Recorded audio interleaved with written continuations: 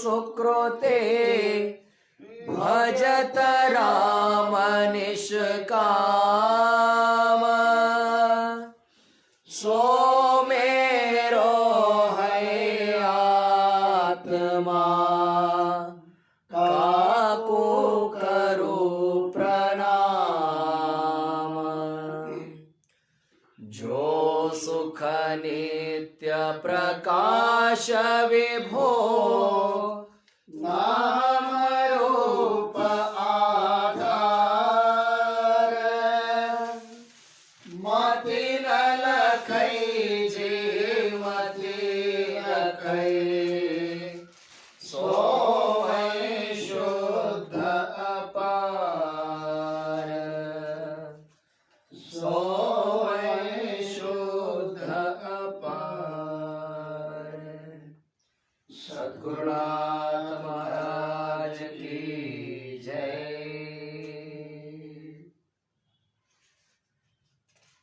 परम पूज्य प्रातस्मरणीय ಸದ್ಗುರುಗಳ ಚರಣಾರವಿಂದಗಳನ್ನ ಹೃತ್ಪದ್ಮದಲ್ಲಿ ಧ್ಯಾನಿಸಿ ಅದ್ವೈತ ಸಾರ್ವಭೌಮ ಜಗದ್ಗುರು ಸಿದ್ಧಾರೂಢರ ಬ್ರಹ್ಮವಿದ್ಯಾ ಸಂಪ್ರದಾಯ ಕರ್ತೃಗಳಾದ ಸಮಸ್ತ ಋಷಿ ಮುನಿ ಸಂತ ಶರಣರ ಚರಣಾರವಿಂದಗಳಲ್ಲಿ ಅಭಿವಂದಿಸಿ ಗ್ರಂಥಕರ್ತರಾದ ಪರಮ ಪೂಜ್ಯ ಸಾಧು ಶ್ರೀ ನಿಶ್ಚಲದಾಸಜಿ ಅವರ ಪಾವನ ಪಾದಾರವಿಂದಗಳಲ್ಲಿ ಹಣೆಮನೆದು ಆತ್ಮೀಯರೇ, ಪ್ರಸ್ತುತ ಚಿಂತನದ ವಿಷಯ ಶ್ರೀ ವಿಚಾರ ಸಾಗರ. ವಿಚಾರ ಸಾಗರದ 6ನೆಯ ತರಂಗದಲ್ಲಿ ನಿನ್ನಿನ ದಿವಸ 352ನೇ ವಿಷಯಾಂಕದ ಚಿಂತನೆಯನ್ನ ಮಾಡಿದ್ದೇವೆ. ಈ 352ನೇ ವಿಷಯಾಂಕದಲ್ಲಿ ಹೇಳಿದ್ದು ಏನು ಅಂತ ಕೇಳಿದ್ರೆ, ಪರಿಶೇಷದಿಂದ ಒಬ್ಬ ಆತ್ಮನೇ ವ್ಯಾಪಕನಾಗಿರುತ್ತಾನೆ.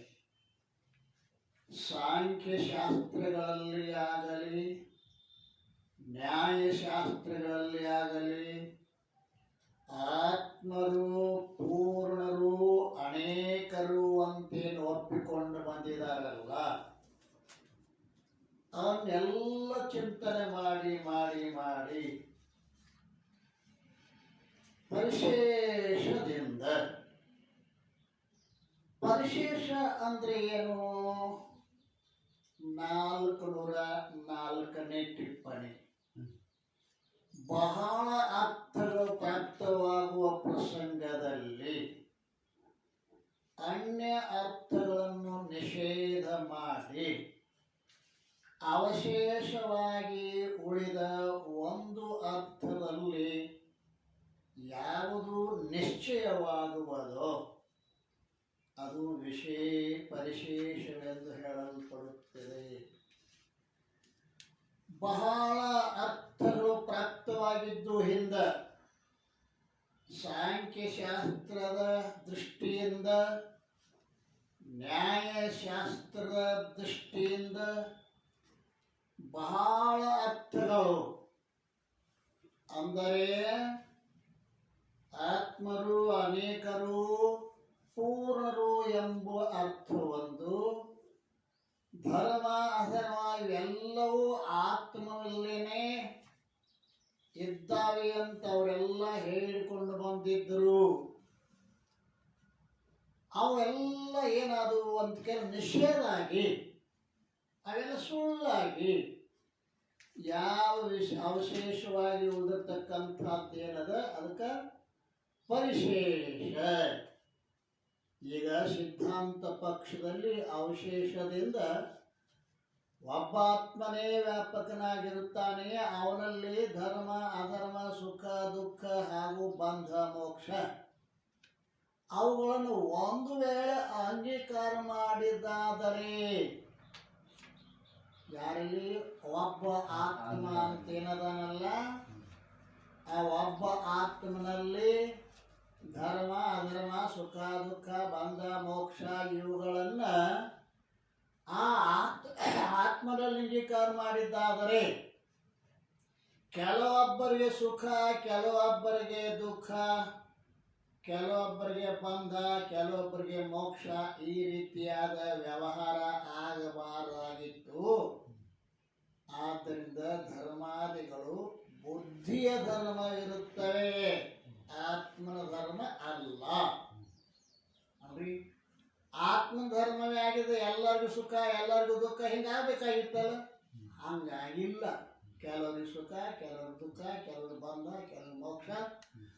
ಇವು ಎದರ ಧರ್ಮ ಅಂತ ಕೇಳಿದ್ರೆ ಆತ್ಮಧರ್ಮ ಅಲ್ಲ, ಅವು ಬುದ್ಧಿಯ ಧರ್ಮ. ಯದ್ಯಪಿ ಬುದ್ಧಿ ಜಡ ಆಯ್ತಲ್ರಿ ಅಂತ ಯಾರಾದರೂ ಶಂಕ ಮಾಡಬಹುದು.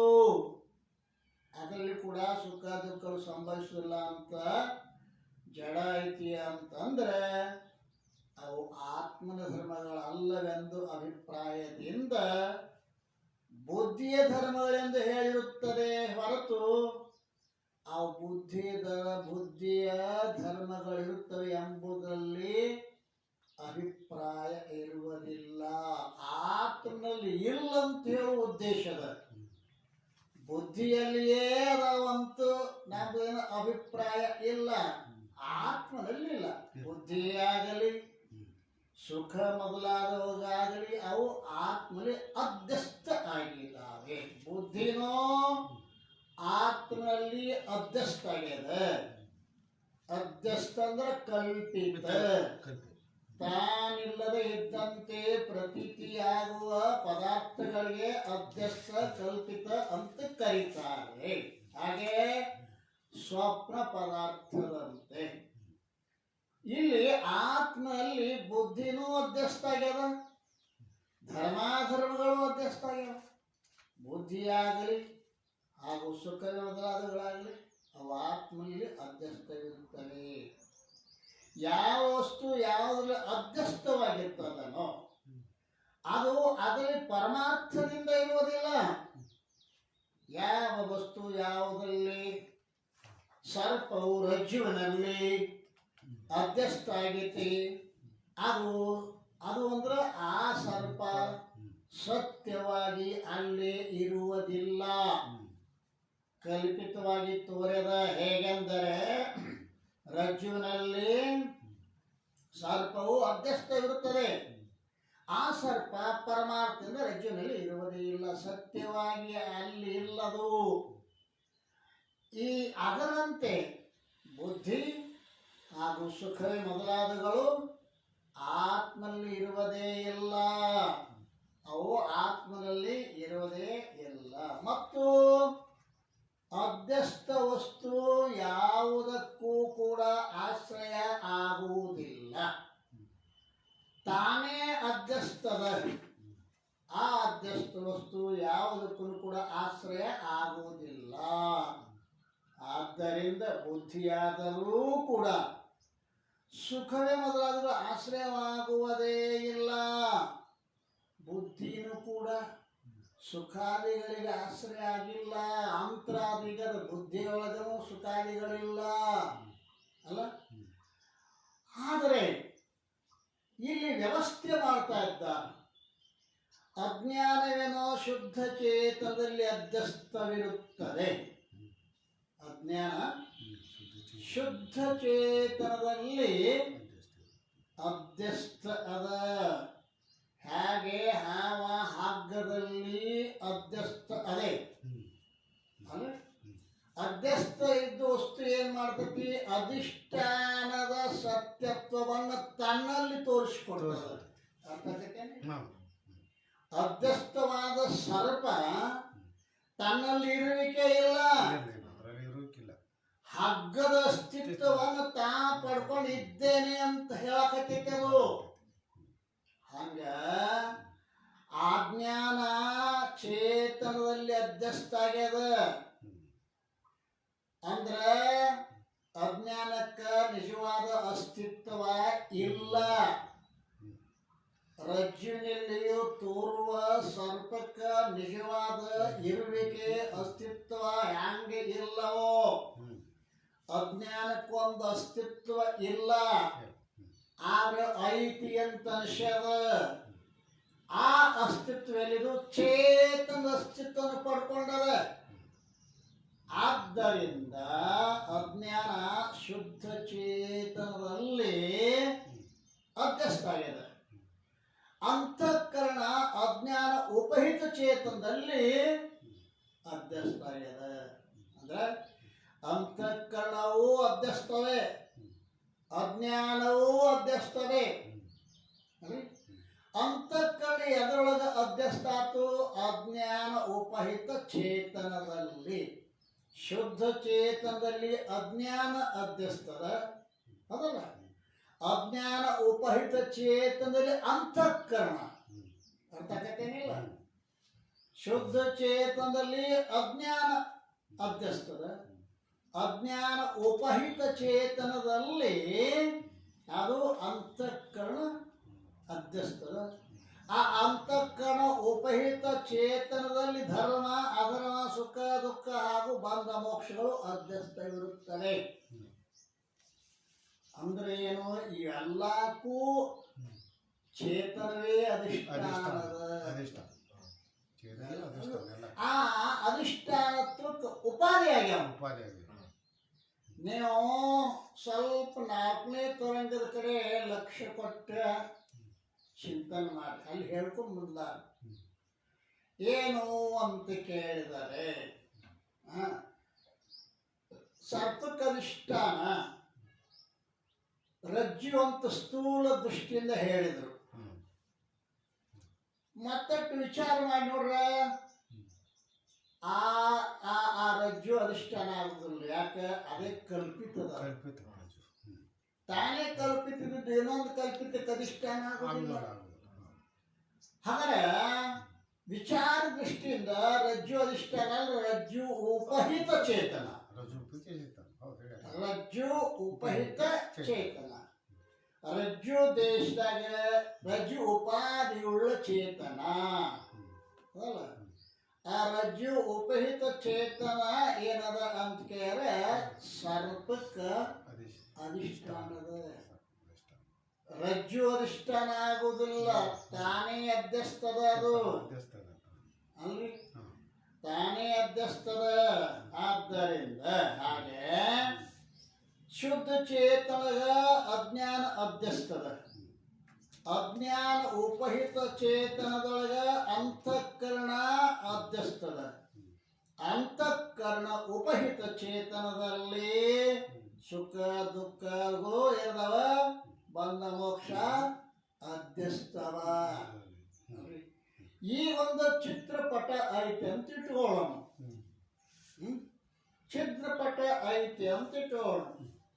ಆ ಪಟದೊಳಗ ಒಂದು ಗುಡಿಸಲದ. ಗುಡಿಸಲದೊಳಗ ಒಬ್ಬ ಯಾರದಾರ? ಸಾಧು ಅದ, ಋಷಿ ಅದ. ಅಂದ್ರೆ ಏನು? ಈ ಪಟ್ಟದೊಳಗ ಯಾವುದು ಗುಡಿಸಲು ಅಧ್ಯಸ್ತದ, ಗುಡಿಸಲದೊಳಗ ಋಷಿ ಅಧ್ಯಸ್ತದ. ಅರ್ಥ ಆಗತ್ತೇನಿ? ನಮಗೆ ಕಾಣಿಸೋದು ಗುಡಿಸಲ ಋಷಿ. ಅವೆರಡಕ್ಕೂ ಅಸ್ತಿತ್ವ ಕೊಟ್ಟದ್ದು ಯಾವುದು? ಪಟ. ಪಟ ಕಾಣಿಸುತ್ತೇನು? ಪಟ ಕಾಣಿಸಂಗಿಲ್ಲ. ಅಧ್ಯಸ್ಥವಾದ ಪದಾರ್ಥಗಳೇ ಈ ಇಂದ್ರಿಯಗಳಿಗೆ ಗೋಚರಕ್ಕಾವ. ಅಧ್ಯಸ್ಥವಾದ ಪದಾರ್ಥಗಳು ಇಂದ್ರಿಯ ಗೋಚರಕ್ಕಾವ. ಚೇತನ ಅಧಿಷ್ಠಾನವಾದ ಚೇತನ ಇಂದ್ರಿಯಗಳಿಗೆ ವಿಷಯ ಆಗುವುದಿಲ್ಲ. ಆಯ್ತಾ? ಕಲ್ಪಿತ ವಸ್ತು ಇಂದ್ರಿಯಗಳಿಗೆ ವಿಷಯ ಆಕೈತಿ.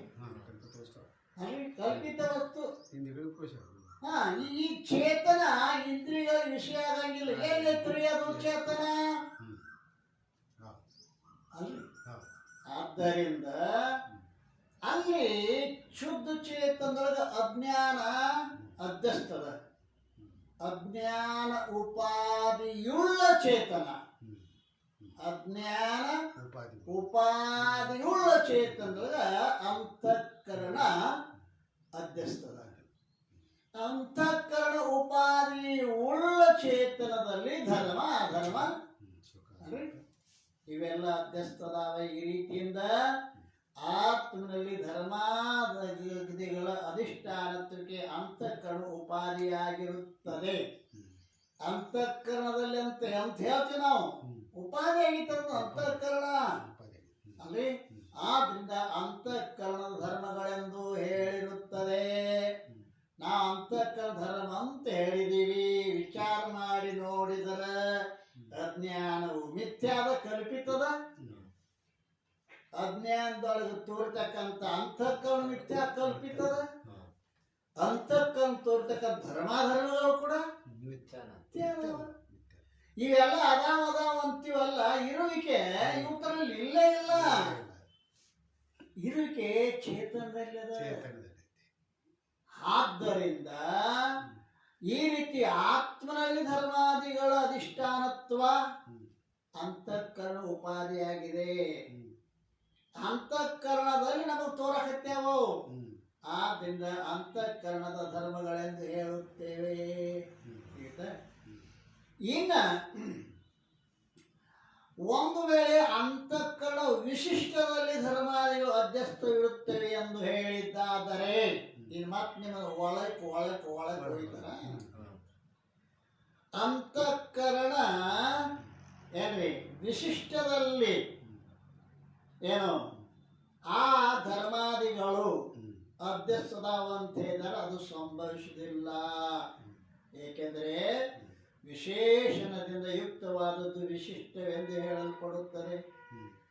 ಧರ್ಮಾದಿಗಳು ಅಧ್ಯಾಸಕ್ಕೆ ಅಧಿಷ್ಠಾನವಾದ ಯಾವ ಆತ್ಮವಿರೋಧವೋ ಅದರ ವಿಶೇಷಣವು ಒಂದು ವೇಳೆ ಅಂತಃಕರಣವೆಂದು ಅಂಗೀಕಾರ ಮಾಡಿದ್ದಾದರೆ ಅಂತಃಕರಣವು ಕೂಡ ಧರ್ಮ ಸುಖ ಮೊದಲಾದಗಳಿಗೆ ಅಧಿಷ್ಠಾನವಾಗಬೇಕಾಗುತ್ತದೆ. ಆದರೆ ಇದು ಸಂಭವಿಸುವುದಿಲ್ಲ. ಏಕೆಂದರೆ ಮಿಥ್ಯ ವಸ್ತು ಅಧಿಷ್ಠಾನವಾಗುವುದಿಲ್ಲ. ಆದ್ದರಿಂದ ಆತ್ಮನ ಧರ್ಮಾದಿಗಳ ಅಧ್ಯಸ್ಥಕ್ಕೆ ಅಂತಃಕರಣ ವಿಶೇಷಣವಾಗಿರುವುದಿಲ್ಲ, ಕಿಂತು ಉಪಾಧಿಯಾಗಿರುತ್ತದೆ. ವಿಶೇಷಣ ಬೇರೆ, ಉಪಾಧಿ ಬೇರೆ. ಸ್ವರೂಪೇ ಪ್ರವಿಷ್ಟತ್ವೇ ಸತಿ ವ್ಯಾವರ್ತಕತ್ವ ವಿಶೇಷಣತ್ವ. ಸ್ವರೂಪದಲ್ಲಿ ವಿಶೇಷದ ಸ್ವರೂಪದಲ್ಲಿ ಪ್ರವೇಶವಾಗಿದ್ದು ಉಳಿದ ಪದಾರ್ಥ ಭಿನ್ನಪಡಿಸಿ ತೋರಿಸುವುದು ವಿಶೇಷಣ. ಹಾಗೆ ಕೆಂಪು ಕುದುರೆ, ನೀರೋ ಘಟ. ಕುದುರೆಗೆ ಕೆಂಪು ವಿಶೇಷಣದ ವಿಶೇಷಣ ವಸ್ತು ವಿಶೇಷದಲ್ಲಿ ಕೂಡಿಕೊಂಡದ. ಕುದುರೆಯೊಳಗ ವಿಶೇಷಣವಾದ ನೀಳ ಬಣ್ಣ ಘಟದೊಳಗೆ ಕೂಡಿಕೊಂಡದ. ಉಳಿದ ಪೀತಾದಿ ಘಟಗಳನ್ನು ಬೇರ್ಪಡಿಸ್ತದ. ಅದಲ್ಲ, ಹಾಗೆ ವಿಶೇಷಣ ಅಂದ್ರೇನು? ವಿಶೇಷಗಳನ್ನೇ ಕೂಡಿಕೊಂಡಿರುವುದು. ಉಪಾಧಿ ವಿಶೇಷ ಕೂಡಿಕೊಂಡಿರಂಗಿಲ್ಲ ಅದು. ಅದಕ್ಕೆ ಅಂತಾರೆ ಸ್ವರೂಪೇ ಅಪ್ರವಿಷ್ಟತ್ವೇ ಸತಿ. ಸ್ವರೂಪ ಪ್ರವೇಶ ಆಗಲಾರ್ದ ಯಾವುದು ಸ್ವರೂಪದ ವಿಶೇಷದ ಸ್ವರೂಪ ಪ್ರವೇಶ ಆಗಲಾರ್ದನೆ ಅದೇನ್ ಮಾಡ್ತದ? ಅದು ಬೇರ್ಪಡಿಸ್ತದ. ಅದಕ್ಕೆ ಉದಾಹರಣೆ ಏನು? ಘಟಾಕಾಶಕ್ಕೆ ಘಟವು ಉಪಾಧಿಯಾಗಿದೆ.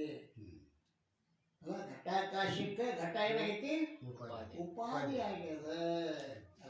ಘಟಾಕಾಶಕ್ಕೆ ಘಟ ಉಪಾಧಿ. ಎಲ್ಲ ಆಕಾಶಕ್ಕೆ ಘಟಾಕಾಶ ಅನ್ನಂಗಿಲ್ಲ ನಾವು. ಪರಿಪೂರ್ಣವಾದ ಆಕಾಶಕ್ಕೆ ಘಟಾಕಾಶ ಅನ್ನಂಗಿಲ್ಲ ನಾವು. ಎಷ್ಟು ಆಕಾಶಕ್ಕೆ ಘಟ ಉಪಾಧಿ ಆಗಿರುವುದೋ ಅಷ್ಟಾಕಾಶಕ್ಕೆ ನಾವು ಘಟಾಕಾಶ ಅಂತೀವಿ. ಇದು ಉಪಾಧಿ. ಘಟ ಆಕಾಶದೊಡನೆ ಸೇರಿಕೊಂಡಿಲ್ಲ. ಯಾಕೆ?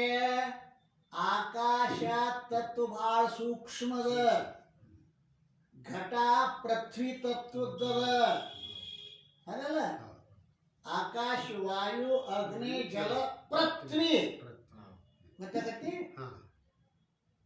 ಪೃಥ್ವಿಗಿಂತಲೂ ಜಲ ಸೂಕ್ಷ್ಮ, ಜಲಕ್ಕಿಂತಲೂ ಅಗ್ನಿ ಸೂಕ್ಷ್ಮ, ಅಗ್ನಿಗಿಂತಲೂ ವಾಯು ಸೂಕ್ಷ್ಮ, ವಾಯುಗಿಂತಲೂ ಆಕಾಶ ಸೂಕ್ಷ್ಮ. ಅತ್ಯಂತ ಮೂಲ ತತ್ವದು ಭೌತಗಳಲ್ಲಿ. ಅಂತ ಆಕಾಶದಲ್ಲಿ ಪೃಥ್ವಿ ತತ್ವ ಘಟ ಒಳಗೆ ಪ್ರವೇಶ ಆಗಂಗಿಲ್ಲ. ಅದು ಪ್ರವೇಶ ಆಗ್ಲಾರ್ದ ಘಟಾಕಾಶ ಅಂತ ಆಕಾಶ ಬ್ಯಾರೆ ಮಾಡಿ ತೋರಿಸ್ತದ ನೋಡ್ರಿ. ಅದನ್ನು ಉಪಾಧಿ. ಆಯ್ತಾ? ಈಗ ಉಪಾಧಿ ಮತ್ತು ವಿಶೇಷಣಗಳಲ್ಲಿ ಏನು ವ್ಯತ್ಯಾಸ ಅದ? ಈಗ ಒಂದು ವೇಳೆ ಅಂತಃಕರಣ ವಿಶಿಷ್ಟದಲ್ಲಿ ಧರ್ಮಾದಿಗಳು ಅಧ್ಯಸ್ಥವಿರುತ್ತವೆ ಎಂದು ಹೇಳಿದ್ದಾದ್ರೆ 353 ಓದಾಕತ್ತೀನಿ ನಾನು.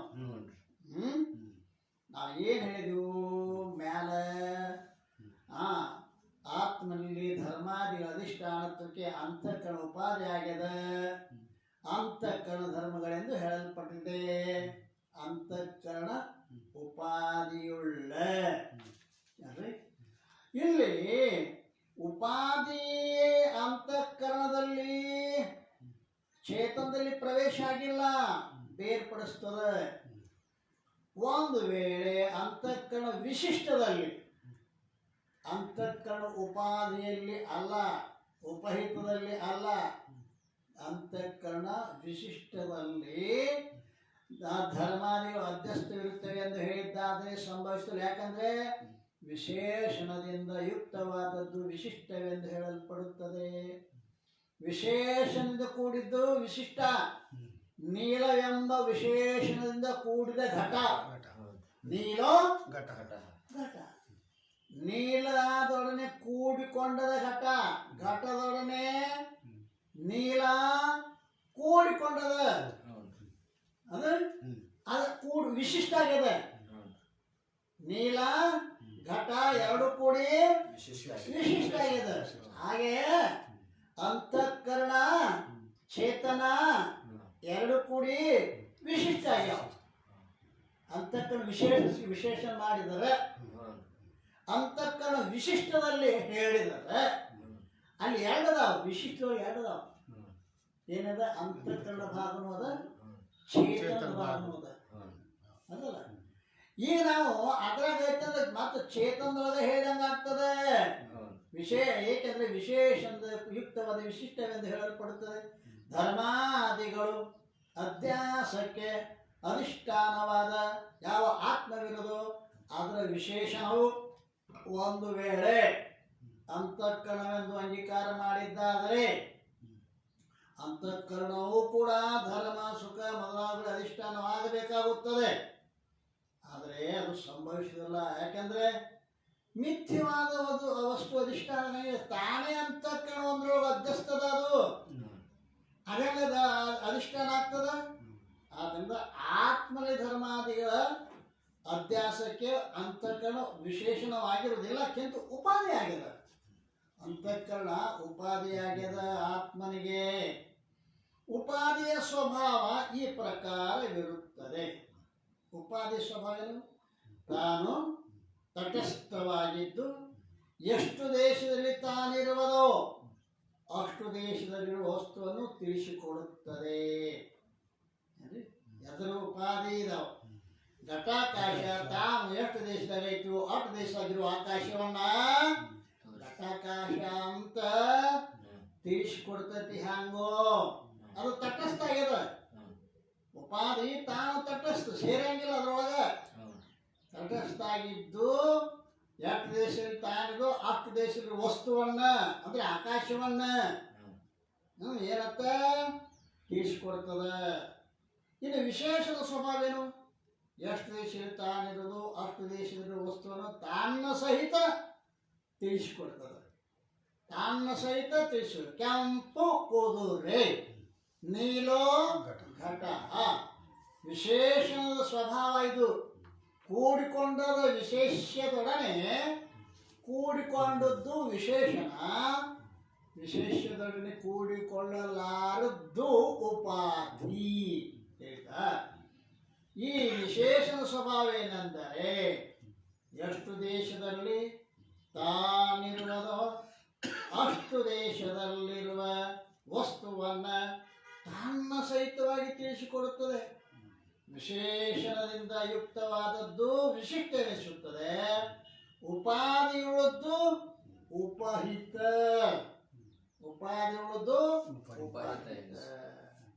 ಈ ರೀತಿಯಿಂದ ಅಂತಃಕರಣ ವಿಶಿಷ್ಟದಲ್ಲಿ ಒಂದು ವೇಳೆ ಧರ್ಮಾದಿಗಳದಾವ ಅಧ್ಯಸ್ಥದಾವ ಅಂತ ಹೇಳಿದಾದರೆ ಎಷ್ಟು ದೇಶದಲ್ಲಿ ಅಂತಃಕರಣವಿರುವುದೋ ಅಷ್ಟು ದೇಶದಲ್ಲಿರುವ ಚೇತನ ಭಾಗ ಹಾಗೂ ಅಂತಃಕರಣ ಎರಡಕ್ಕೂ ಅಧಿಷ್ಠಾನತ್ವ ಉಂಟಾಗುತ್ತದೆ.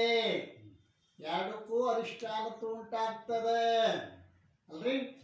ನಾವು 4ನೇ ತರಂಗದಾಗ ಎಂದ ನೆನಪು ಮಾಡಿಕೊಟ್ಟಿದ್ದೀನಿ. 4ನೇ ತರಂಗದಾಗಿದ್ದೇನು? ರಜ್ಜು ಉಪಹಿತ ಚೇತನ ಸರ್ಪಕ್ಕೆ ಅಧಿಷ್ಠಾನ.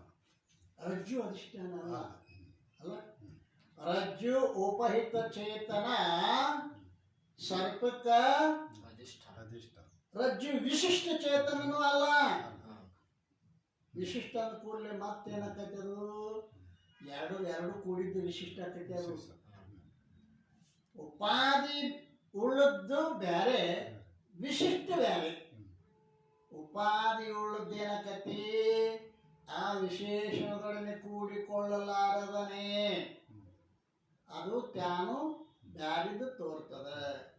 ಹಾಗೆ ಈ ರೀತಿಯಿಂದ ಅಂತಃಕರಣ ವಿಶಿಷ್ಟದಲ್ಲಿ ಒಂದು ವೇಳೆ ಧರ್ಮಾದಿಗಳು ಅಧ್ಯಸ್ಥ ಇರುತ್ತವೆ ಎಂದು ಹೇಳಿದ್ದಾದರೆ ಎಷ್ಟು ದೇಶದಲ್ಲಿ ಅಂತಃಕರಣವಿರುವುದೋ ಆ ದೇಶದಲ್ಲಿರುವ ಚೇತನ ಭಾಗ ಹಾಗೂ ಅಂತಃಕರಣ ಎರಡಕ್ಕೂ, ಅಂದ್ರೆ ವಿಶಿಷ್ಟ ಅಂದ್ರಲ್ಲ, ವಿಶಿಷ್ಟ ಅಂದ್ರೆ ಎರಡು ಕೂಡ್ಯಾವ, ಎರಡಕ್ಕೂ ಅಧಿಷ್ಠಾನತ್ತು ಉಂಟಾಗ್ತದೆ. ಆದರೆ ಅಂತಃಕರಣ ತಾನಾದ್ರೂ ಕೂಡ ಅಧ್ಯಸ್ಥವೇ ಇರುತ್ತದೆ. ಅಧಿಷ್ಠಾನ ಆಗಕ್ಕೆ ಅದರಲ್ಲಿ ಸಾಮರ್ಥ್ಯ ಇಲ್ಲ. ಎದಕ್ಕೆ? ಅಂತಃಕರಣ ತಾನೇ ಅಜ್ಞಾನದಲ್ಲಿ ಅಧ್ಯಸ್ಥದ, ಅಂತಃಕರಣ ಅಜ್ಞಾನದಲ್ಲಿ ಅಧ್ಯಸ್ಥದ. ಆ ಅಂತಃಕರಣದಲ್ಲಿ ಧರ್ಮಾದಿಗಳು ಅಧ್ಯಸ್ಥದಾವ. ವಿಶಿಷ್ಟವಾಗಿ ಹೇಳಕ್ ಹೋಗ್ಬೇಡ್ರಿ. ತಿಳಿತಾ? ಈ ಅಭಿಪ್ರಾಯದಿಂದಲೇ ಅಂತಃಕರಣ ಉಪಹಿತದಲ್ಲಿ ಧರ್ಮಾದಿ ಅಧ್ಯಸ್ಥವಿರುತ್ತವೆ ಎಂದು ಹೇಳಿರುತ್ತದೆ. ಹೇಳ್ತಾ? ಆದ್ದರಿಂದ ಎಷ್ಟು ದೇಶದಲ್ಲಿ ಅಂತಃಕರಣವಿರುತ್ತದೆಯೋ ಅಷ್ಟು ದೇಶದಲ್ಲಿರುವ ಚೇತನ ಭಾಗ ಮಾತ್ರ ಅಧಿಷ್ಠಾನತ್ವವಿರುತ್ತದೆ, ಹೊರತು ಅಂತಃಕರಣದಲ್ಲಿ ಇರುವುದಿಲ್ಲ ಎಂಬುದು ಸಂಭವಿಸುತ್ತದೆ. ಅಂತಃಕರಣದಲ್ಲಿ ಮಾತ್ರ ಅವು ಧರ್ಮಗಳು ಅಧ್ಯಸ್ಥದಾವೆ. ಅದರಂತೆ 354 ಅದರಂತೆ ಅಂತಃಕರಣವಾದರೂ ಕೂಡ ಅಜ್ಞಾನ ಉಪಹಿತದಲ್ಲಿ ಅಧ್ಯಸ್ಥವಿದೆ. ಮ್ಯಾಲ ಹೇಳ್ಕೊಂಡು ಬಂದಾಗ ಗೊತ್ತೈತಿನ ಶುದ್ಧ ಚೇತನದಲ್ಲಿ ಅಜ್ಞಾನ ಅಧ್ಯಸ್ಥದ, ಅಜ್ಞಾನ ಉಪಹಿತ ಚೇತನದಲ್ಲಿ ಅಂತಃಕರಣ ಏನದ ಅಧ್ಯಸ್ಥದ. ಆ ಅಂತಃಕರಣದಲ್ಲಿ ಧರ್ಮಗಳು ಅಧ್ಯಸ್ಥದಾವೆ. ಹಿಂಗೆ ಹೇಳ್ಕೊಂಬರುತ್ತೆ ಮೊದಲ. ಅದರಂತೆ ಅಂತಃಕರಣವಾದರೂ ಕೂಡ ಅಜ್ಞಾನ ಉಪಹಿತದಲ್ಲಿ, ಅಜ್ಞಾನ ಉಪಹಿತ ಚೇತನದಲ್ಲಿ ಅಧ್ಯಸ್ಥವಿರುತ್ತದೆ, ಹೊತ್ತು ಅಜ್ಞಾನ ವಿಶಿಷ್ಟದಲ್ಲಿ ಅಲ್ಲ. ವಿಶಿಷ್ಟ ಮತ್ತು ಕೂಡ್ಕೋತೈತೆ ಅದು. ಈ ರೀತಿಯಿಂದ ಅಧ್ಯಸ್ಥವಾಗಲ್ಪಟ್ಟ ಯಾವ ಧರ್ಮಾದಿಗಳಿಗೆ ಆತ್ಮವೋ ಅಧಿಷ್ಠಾನವಾಗಿರುತ್ತದೆ. ಎಲ್ಲವೂ ಆತ್ಮನಲ್ಲೇ ತೋರ್ತದ. ಜೀವನೋ ಆತ್ಮನಲ್ಲಿ ಅದಾನ, ಈಶ್ವರನೋ ಆತ್ಮನಲ್ಲಿ ಅದಾನ, ಜಗತ್ತು ಅವ ಎಲ್ಲವೂ ಎಲ್ಲ ಆತ್ಮನಲ್ಲೇ ಅಥವಾ ಎಲ್ಲ ಬ್ರಹ್ಮದಲ್ಲೇ ಅಂದ್ರೆ ಜೀವನೋ ಬ್ರಹ್ಮದಲ್ಲೇ ಅಧ್ಯಸ್ಥದಾನೆ, ಈಶ್ವರನು ಬ್ರಹ್ಮದಲ್ಲೇ ಅಧ್ಯಸ್ಥದಾನೆ, ಜಗತ್ತು ಬ್ರಹ್ಮದಲ್ಲೇ ಅಧ್ಯಕ್ಷದ. ಇನ್ನೊಂದು ವಿಚಾರ ಮಾಡಿ ನೋಡ್ರೆ ಬ್ರಹ್ಮದಲ್ಲಿ ಮಾಯಾ ಅಧ್ಯಸ್ತದ, ಮಾಯೆಯಲ್ಲಿ ಈಶ್ವರ ಅಧ್ಯಸ್ತದಾನೆ. ಆ ಬ್ರಹ್ಮದಲ್ಲಿ ಅವಿದ್ಯೆ ಅಧ್ಯಸ್ತದ, ಅವಿದ್ಯೆಯಲ್ಲಿ ಜೀವ ಅಧ್ಯಸ್ತದಾನೆ. ಆ ಚೇತನದಲ್ಲಿ ಯಾವ್ದಪ್ಪ ಪ್ರಕೃತಿ ಅಧ್ಯಸ್ತದ, ಆ ಪ್ರಕೃತಿಯ ಜಗತ್ತು ಅಧ್ಯಸ್ತದ. ಹಿಂಗ ಪ್ರಕ್ರಿಯೆಗಳು ಹಿಂಗದ ತಿಳಿತಾ. ಈ ರೀತಿಯಿಂದ ಅಧ್ಯಸ್ಥವಾಗಲ್ಪಟ್ಟ ಯಾವ ಧರ್ಮಾದಿಗಳಿಗೆ ಆತ್ಮ ಅಧಿಷ್ಠಾನವಾಗಿರುತ್ತದೆ. ಅಧ್ಯಾಸಗಳ ಅಧಿಷ್ಠಾನತ್ವಕ್ಕೆ ಅಂತಃಕರಣವು ಉಪಾಧಿಯಾಗಿರುತ್ತದೆ. ಅಲ್ಲ, ಸರ್ಪದ ಅಧಿಷ್ಠಾನತ್ವಕ್ಕೆ ರಜ್ಜು ಉಪಾಧಿ ಆಗೈತೆ. ಸರ್ಪದ ಅಧಿಷ್ಠಾನತ್ವಕ್ಕೆ ರಜ್ಜು ಅಥವಾ ರಜ್ಜುವಿನಲ್ಲಿ ಸರ್ಪ ತೋರಿತಿ ಅಂತೀವಿ. ತಿಳಿತಾ. ಅಧ್ಯಾಸ ಅಧಿಷ್ಠಾನತ್ವಕ್ಕೆ ಅಂತಃಕರಣ ಉಪಾಧಿ ಆಗಿರುತ್ತದೆ. ಆದ್ದರಿಂದ ಧರ್ಮಗಳು ಬುದ್ಧಿಯ ಧರ್ಮ ಎಂದು ಹೇಳಿರುತ್ತದೆ. ಧರ್ಮಗಳು ಬುದ್ಧಿಯ ಧರ್ಮ.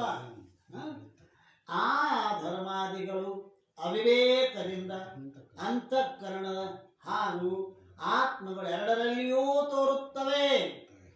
ಆ ಧರ್ಮಾದಿಗಳು ಅವಿವೇಕದಿಂದ ಅಂತಃಕರಣದಲ್ಲಿನೂ ತೋರ್ತವ, ಮತ್ತ ಅದಕ್ಕೆ ಅಧಿಷ್ಠಾನದ ಆತ್ಮನಲ್ಲಿಯೂ ತೋರ್ತವೆ. ಆದ್ದರಿಂದಲೇ ಅಂತಃಕರಣ ವಿಶಿಷ್ಟವಾದ ಪ್ರಮಾತೃವಿನ ಧರ್ಮಗಳೆಂದು ಹೇಳಿರುತ್ತದೆ. ಅಂತಃಕರಣ ವಿಶಿಷ್ಟನಾದ ಪ್ರಮಾತ. ಬರೇ ಚೇತನಕ್ಕೆ ಪ್ರಮಾತ ಅನ್ನಂಗಿಲ್ಲ, ಬರೇ ಅಂತಃಕರಣಕ್ಕೆ ಪ್ರಮಾತ ಅನ್ನಂಗಿಲ್ಲ. ಅಂತಃಕರಣ ವಿಶಿಷ್ಟ ಚೇತನಕ ಅಂತೀವಿ ಪ್ರಮಾತ ಅಂತೀವಿ.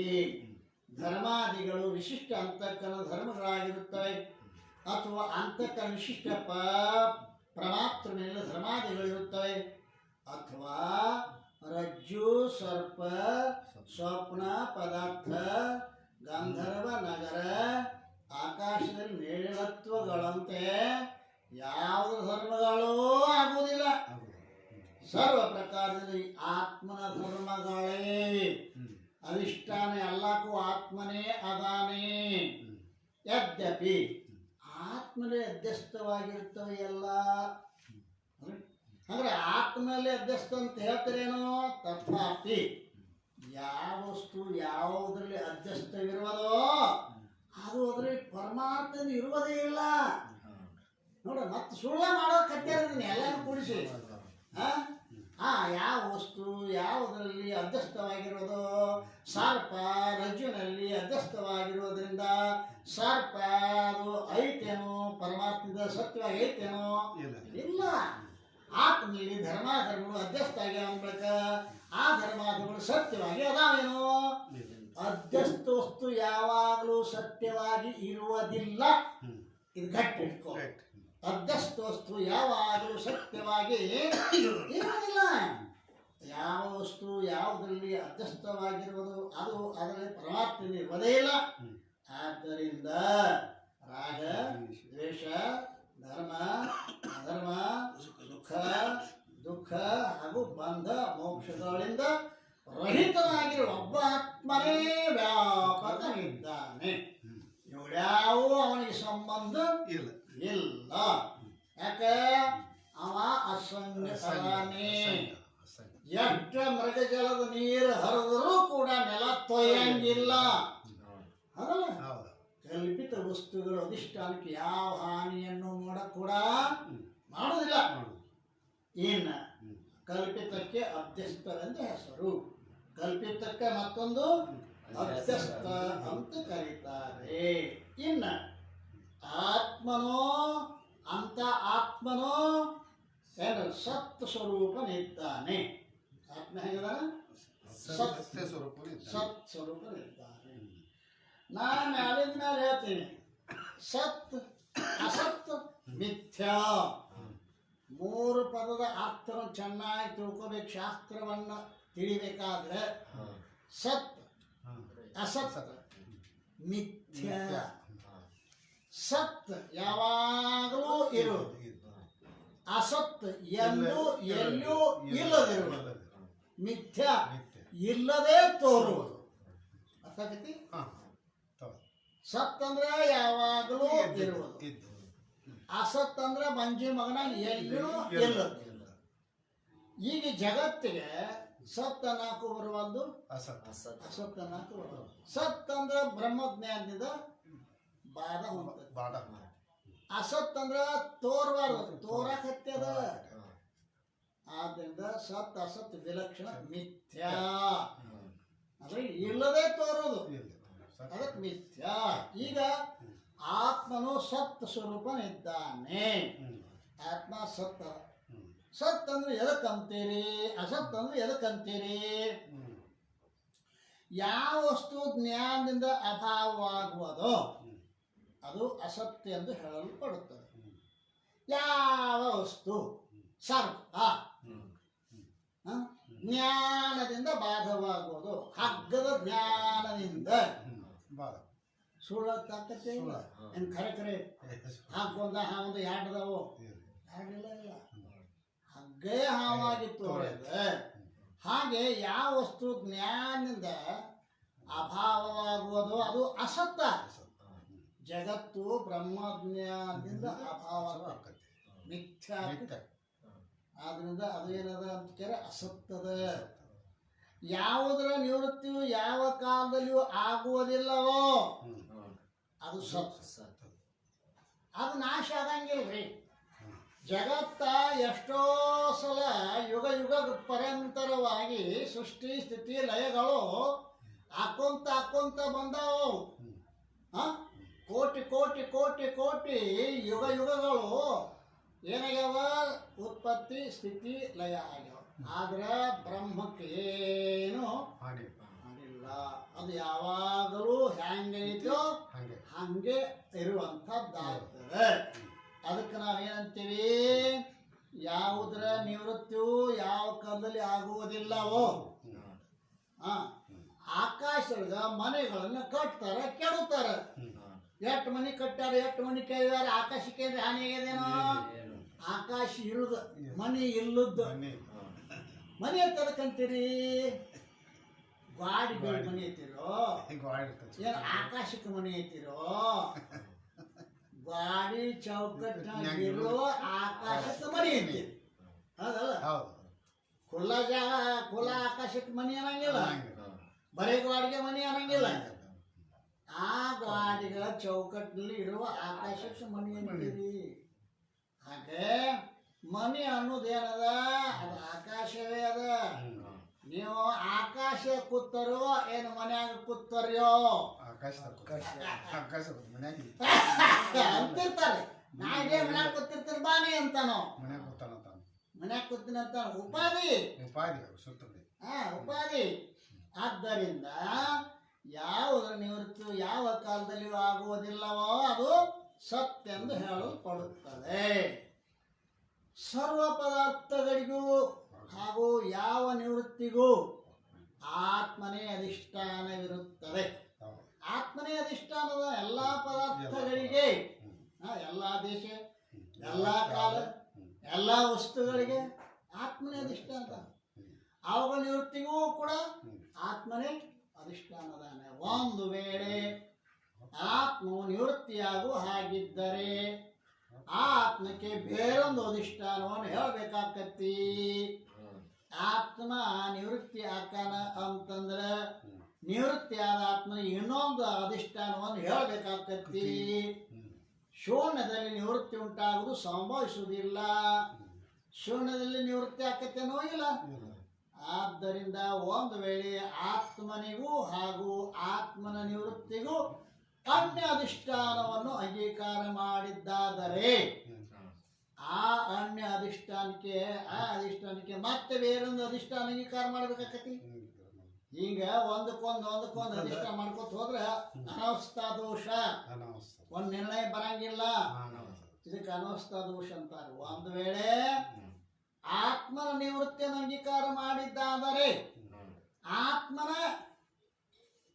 ಆತ್ಮ ಸಾಯ್ತಾನೋ ಏನೋ ಜೀವ ಸಾಯ್ತಾನೋ? ಆ ದೇಹ ಸಾಯ್ತದೋ ಏನು ಆತ್ಮ ಸಾಯ್ತಾನೋ? ದೇಹ ಸಾಯ್ತದ, ಆತ್ಮ ಸಾಯಂಗಿಲ್ಲ. ಯಾಕೆ? ಕಲ್ಪಿತವಾದದ್ದು ನಾಶಕತೆ ವಿನಃ ಅಧಿಷ್ಠಾನ ನಾಶ ಆಗುವುದಿಲ್ಲ. ಅಂಗೀಕಾರ ಮಾಡಿದ್ದಾದ್ರೆ ಅವ್ರಿಗೆ ಹೀಗೆ ಕೇಳಬೇಕು, ಯಾವ ಆತ್ಮನ ನಿವೃತ್ತಿಯನ್ನು ಯಾರಾದರೂ ಅನುಭವ ಮಾಡಿರುವರೋ ಅಥವಾ ಇಲ್ಲವೋ? ನಾನು ಸ್ವತಃ ನೋಡೇನ್ರಿ ಆತ್ಮ ನಿವೃತ್ತಿ ಆಗೋದು ಅಂತ ಆತ್ಮನ ನಿವೃತ್ತಿ ಅನುಭವ ಮಾಡ್ಯಾರೋ ಅಥವಾ ಮಾಡಿಲ್ಲೋ ಕೇಳ್ಬೇಕು ಅವ್ರನ್ನ.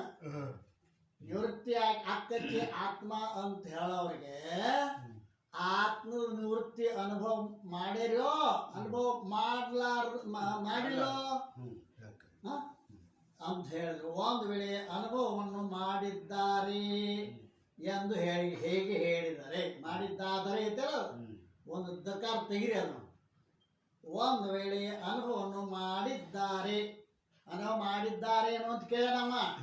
ಮಾಡಿದ್ದಾದರೆ ಅಲ್ಲ, ದಕಾರ ತೆಗಿಬೇಕಲ್ಲ, ಹೆಚ್ಚು ಬಿದ್ದತ್ತದು. ಅನುಭವ ಒಂದು ವೇಳೆ ಅನುಭವವನ್ನು ಮಾಡಿದ್ದಾರೆ, ಆತ್ಮದ ನಿವೃತ್ತಿಯ ಅನುಭವವನ್ನ ಮಾಡ್ಯಾರ ಅಂತ ಹಿಂಗಂದ್ರೆ ಹೀಗೆ ಹೇಳಿದರೆ ಅದು ಸಂಭವಿಸುವುದಿಲ್ಲ. ಆತ್ಮನ ನಿವೃತ್ತಿಯ ಅನುಭವ ನನ್ನ ಹೊಸರ ಒದ್ದಾಡ್ ಸತ್ತು ಹೋದ್ರಿ ಆತ್ಮ ಅಂತ ಯಾವ್ರೆ ದೇಹ ಒದ್ದಾಡ್ ಸತ್ತು ಹೋಗಿರ್ಬೇಕು. ನನ್ನ ಹೊಸರ ಆತ್ಮ ಒದ್ದಾಡ್ ಸತ್ತು ಹೋಗೈತಿ ಅಂತ ಹೇಳಕ್ ಯಾರಿಗೆ ಸಾಧ್ಯವೇನೋ? ಇಲ್ಲ, ಅನುಭವನ ಇಲ್ಲದು. ಅದು ಸಂಭವಿಸುತ್ತದೆ. ಏಕೆಂದ್ರೆ ಯಾವನ ಅನುಭವ ಮಾಡುವವನಿರುವನೋ ಅವನೇ ಆತ್ಮನಿರುವನು. ಅನುಭವ ಮಾಡುವವನಿಗೆ ಆತ್ಮ ಅಂತಾರೆ. ಮತ್ತು ಆತ್ಮವು ತನ್ನ ಸ್ವರೂಪ ಇರುತ್ತದೆ. ಆತ್ಮ ತನ್ನ ಸ್ವರೂಪನೇ ಅದ. ಅದು ನಿವೃತ್ತಿ ಅನುಭವವನ್ನು ಮಾಡುವುದು ತನ್ನ ಮಸ್ತಕವನ್ನೇ ಛೇದನ ಮಾಡಿದ ಅನುಭವಕ್ಕೆ ಸಮಾನವಾಗಿರುತ್ತದೆ. ಹಾಗೆಂದ್ರೆ ಸಾಧ್ಯತೆ ತನ್ನ ಮಸ್ತಕವನ್ನು ಛೇದನ ಮಾಡುತ್ತದೆ. ಆದ್ದರಿಂದ ಆತ್ಮ ನಿವೃತ್ತಿಯಾಗುವ ಅನುಭವ ಸಂಭವಿಸುವುದಿಲ್ಲ. ಆತ್ಮನ ನಿವೃತ್ತಿ ಅನುಭವ ಯಾರಿಗೂ ಆಗಂಗ ಇಲ್ಲ. ಯಾಕೆ? ಆತ್ಮ ನಿವೃತ್ತಿ ಆಗಂಗ ಇಲ್ಲವ. ಆಗಿದ್ರೆ ಅನುಭವ ಬರ್ತಿತ್ತು. ಒಂದು ವೇಳೆ ಹೀಗೆ ಹೇಳೋದು ಆತ್ಮ ನಿವೃತ್ತಿ ಏನೋ ಆಗುತ್ತದೆ, ಆದ್ರೆ ನಿವೃತ್ತಿ ಅನುಭವ ಯಾರಿಗೂ ಆಗುವುದಿಲ್ಲ. ಆತ್ಮ ನಿವೃತ್ತಿ ಏನೋ ಆಕತಿ, ಪರಂತು ಅದು ನಿವೃತ್ತಿ ಅನುಭವ ಯಾರಿಗೂ ಆಗುವುದಿಲ್ಲ ಅಂತ ಹಿಂಗಂದಾದ್ರೆ ಅದು ಹೀಗೆ ಹೇಳೋದ್ರೆ ಈ ಪ್ರಕಾರ ಸಿದ್ಧವಾಗುತ್ತದೆ. ಆತ್ಮ ನಿವೃತ್ತಿಯು ಆಗುವುದೇ ಇಲ್ಲ. ಇದು ನೀವು ನಿಶ್ಚಿತ ಆಕೈತಿ. ಯಾಕಂದ್ರೆ ಯಾವ ವಸ್ತುನ ಯಾರು ಅನುಭವ ಮಾಡಿರುವುದಿಲ್ಲವೋ ಅದು ಒಂದ್ಯಾ ಪುತ್ರನ ಸಮಾನ. ಅನುಭವ ಒಂದ್ಯಾ ಪುತ್ರ ಯಾರಿಗೆ ಭೇಟಿಯಾಗೇನು? ಈ ದೇಶದಾಗ ಇಲ್ಲಿ ಪರದೇಶಾಗ ಇಲ್ಲ. ಈ ರೀತಿಯಾಗಿ ಆತ್ಮನ ನಾಶವನ್ನ ನೋಡಿದ್ದೇನೆ ಅಂತ ಹೇಳಿದ್ರು ಕೂಡ ಅನುಭವ ಮಾಡಿದ್ರಿಲ್ಲ. ಅನುಭವ ಆಗಿಲ್ಲ ಅಂದ್ರೂ ಕೂಡ ಅದು ಸಂಭವಿಸುವುದಿಲ್ಲ. ಆದ್ದರಿಂದ ಆತ್ಮ ನಿವೃತ್ತಿ ಆಗುವುದಿಲ್ಲ. ಇದರಿಂದಲೇ ಆತ್ಮ ಸತ್ ಎಂಬುದು ಸಿದ್ಧವಾಗುತ್ತದೆ. ಇದನ್ನೇನಾಕತಿ? ಆತ್ಮ ಸತ್ ಅದಾನೆ, ಸದ್ರೂಪನಿದಾನೆ. ಎಲ್ಲವ ಸದ್ರೂಪನಿದ್ದಾನೆ ಅನ್ನೋದಕ್ಕೆ ನಿಜ ಹೇಳ ನೋಡೋಣ. ಏನು ಅಂತ ಕೇಳಿದರೆ ಇದಮೆನಿಸಿಹುದಾವುದು ಅದಕ್ಕೆ ತಾನಾಶ್ರಯ ಪದವಾಗಿ ಬಾಧೆ ಹೊಂದದೆ ತೋರುತ್ತಿ ಹಸತ್ತೆ ನಿನ್ನ ನಿಜ. ಇದಮೆನಿಸಿಹುದಾವುದು ಅದಕ್ಕೆ ತಾನ ಆಶ್ರಯ ಪದವಾಗಿ ಸ್ವಲ್ಪ ಚಿಂತನೆ ಮಾಡೋದು. ಇದಮೆನಿಸಿಹುದಾವುದು ಅದಕ್ಕೆ ತಾನು ಆಶ್ರಯನಾಗಿ. ಇದಂ ಅಯಂ ಘಟಃ ಅಯಂ ಪಟಃ, ಇದು ಘಟವಿರುತ್ತದೆ ಅದಲ್ಲ ಅಸ್ತಿತ್ವ ಏನೈತಿ? ಘಟ ಇರುತ್ತದೆ ಅಂತ. ಆ ಇರುವಿಕೆಗೆ ಆಶ್ರಯ, ಘಟದ ಇರುವಿಕೆಗೆ ಆಶ್ರಯ ಮಣ್ಣದ ಆಶ್ರಯದ ಘಟ ಅಂದರೆ ತೋರುತ್ತೆ ನಿಮಗೆ. ಇದನೆನಿಸುವುದಾವುದು ಅದಕ್ಕೆ ತಾನು ಆಶ್ರಯ ಪದವಾಗಿ. ಘಟಕ್ಕೆ ಆಶ್ರಯ ಮಣ್ಣು, ಮಣ್ಣಿಗೆ ಆಶ್ರಯ ಜಲ, ಜಲಕ್ಕೆ ಆಶ್ರಯ ಅಗ್ನಿ, ಅಗ್ನಿಗೆ ಆಶ್ರಯ ವಾಯು, ವಾಯುಗೆ ಆಶ್ರಯ ಆಕಾಶ, ಆಕಾಶಕ್ಕೆ ಆಶ್ರಯ ಮಾಯ, ಮಾಯಗೆ ಆಶ್ರಯ ಬ್ರಹ್ಮ. ಇದಮೆನಿಸುವುದಾವುದು ಅದಕ್ಕೆ ತಾನು ಆಶ್ರಯ ಪದವಾಗಿ ಬಾಧೆ ಹೊಂದದೆ. ಆಶ್ರಿತವಾದ ವಸ್ತು ಬಾದಾಕತಿ, ಆಶ್ರಯ ವಸ್ತು ಬಾದಾಗಂಗಿಲ್ಲ. ಆಶ್ರಿತವಾದ ಮನೆಗಳು, ಆಕಾಶದ ಆಶ್ರಿತವಿರುವ ಮನೆಗಳ ನಾಶ ಆಗ್ತಾವ. ಆಶ್ರಯವಾದ ಆಕಾಶ ನಾಶ ಆಗುವುದಿಲ್ಲ ಅಂತ ಗೊತ್ತು? ಆಶ್ರಯ ಇದನ್ನೇ ನಿಷೇಧ ಯಾವುದು? ಅದಕ್ಕೆ ತಾನಾಶ್ರಯ ಪದವಾಗಿ ಬಾಧೆ ಹೊಂದದೆ ತೋರುತಿಹ ಸತ್ತೆ. ಅದು ಇರುವುದು ಮಣ್ಣದ ಘಟ ಅಂತಂತ. ಘಟವೇ ಖುಷಿ ಘಟವೇ ನೀನು ದಿಟ್ಟವೆಂದು ತೋರಿ ಮೋಹಿಪದು ಏನಂಬೆ. ಏನು ಮೋಹ, ಏನು ಮೋಹ? ಘಟವೇ ಖುಷಿ, ಸುಳ್ಳಾದ ಘಟವೇ ಅದಲ್ಲ, ಸುಳ್ಳದ. ಅದಕ್ಕೆ ಅಸ್ತಿತ್ವನೇ ಇಲ್ಲ. ನೋಡಿ, ಶಿವಪುತ್ರಪ್ಪರು ಒಂದು ದೃಷ್ಟಾಂತ ಕೊಟ್ಟಾರ. ಏನು ಅಂದ್ರೆ 25 ರೂಪಾಯಿ ಸಂಬಳಿದ್ದ ಪೊಲೀಸ, ದೃಷ್ಟಾಂತ ಚಂದದ. 25 ರೂಪಾಯಿ ಪೊಲೀಸ್ ಇದ್ದ ಸಂಬಳ ಕೋಟ್ಯಾಧೀಶನ ಬಂಧನ ಮಾಡ್ತಾನ. ಹೌದಲ್ಲ? ಅಂಗತಿ 25 ರೂಪಾಯಿ ಪಗಾರ, ಕೋಟ್ಯಾಧೀಶನ ಬಂಧನ ಮಾಡ್ತಾನ. ಯಾಕೆ? ಸರ್ಕಾರ ಸತ್ಯದ, ಸರ್ಕಾರ ಸತ್ಯದ. ಹಾಗೆ ಸರ್ಕಾರ ಸತ್ಯ ಹೋತು, ನಾವು ಪೊಲೀಸ್ ರಿಟೈರ್ ಅದ, ಈಗ ಕೋಟ್ಯಾಧೀಶ ಬಂದ್ತಾನ. ನನ್ನ ಸತ್ಯ ಇಲ್ರಿ ಅಂತ. ಹಾಗೆ 25 ರೂಪಾಯಿ ಸಂಬಳ ಉಳ್ಳ ಅದು ಸಾಮಾನ್ಯ ಪೊಲೀಸ ಯಾವ ಕೋಟ್ಯಾಧೀಶನ ಬಂಧನ ಮಾಡ್ತಾನೋ, ಹಾಗೆ ಆ ಯಾವ ಬ್ರಹ್ಮದ ಸತ್ಯನ ಪಡೆದುಕೊಂಡಿರ್ತಕ್ಕಂಥ ವಿಷಯಗಳು, ಶಬ್ದ ಸ್ಪರ್ಶ ರೂಪ, ಆ ವಿಷಯಗಳು ಈ ಕೋಟ್ಯಾಧೀಶ ಜೀವನನ್ನೇ ಬಂಧನ ಮಾಡ್ಯಾವ. ಅದಲ್ಲ, ಅವಿಂದ ಇವ್ ಗಿರಕ್ಕಾಗೋದಿಲ್ರಿ. ಅವತ್ತರ ಆಶ್ರಯ ಇವ ಅದಾನ, ಇವನೇ ಅವಕ್ಕೆ ಆಶ್ರಯ ಏನು ಕರೆಪರಂತು. ಆತ್ಮನಾದ ತಾನೇ ಅವುಗಳಿಗೆ ಆಶ್ರಯ ಕರೆಪರಂತು. ಅವತ್ತರ ಆಶ್ರಯ ನಾನ ಇದ್ದೇನೆ, ಹೇಗ್ ಸತ್ತನ ಹೆಂಗ ಸಾಗಿರ್ಲಿ ಯಪ್ಪ ಅಂತಾನ. ಅಲ್ಲ, ಅಂದ ಬಳಿಕ ವಿಚಾರ ಮಾಡಿ ನೋಡಿದ್ದಾದರೆ ಇಲ್ಲಿ ಸತ್ತ ಅಂದ್ರೆ ಏನು? ಯಾವ ಕಾಲದಲ್ಲಿಯೂ ಬಾಧಿಸಿಕೊಳ್ಳಲಾರದೆ ಸದಾ ಕಾಲ ಇರ್ತಿತ್ತು ಅಂದ್ರೆ ಅದಕ್ಕೆ ಸತ್ತು ಅಂತಾರೆ. ಇನ್ನು ಆತ್ಮನ ಚಿತ್ತು ಅಂತ ಹೇಳೋದಾರೆ ಆ ವಿಷಯವನ್ನ ನಾಳಿನ ದಿವಸ ಚಿಂತನೆ ಮಾಡೋಣ.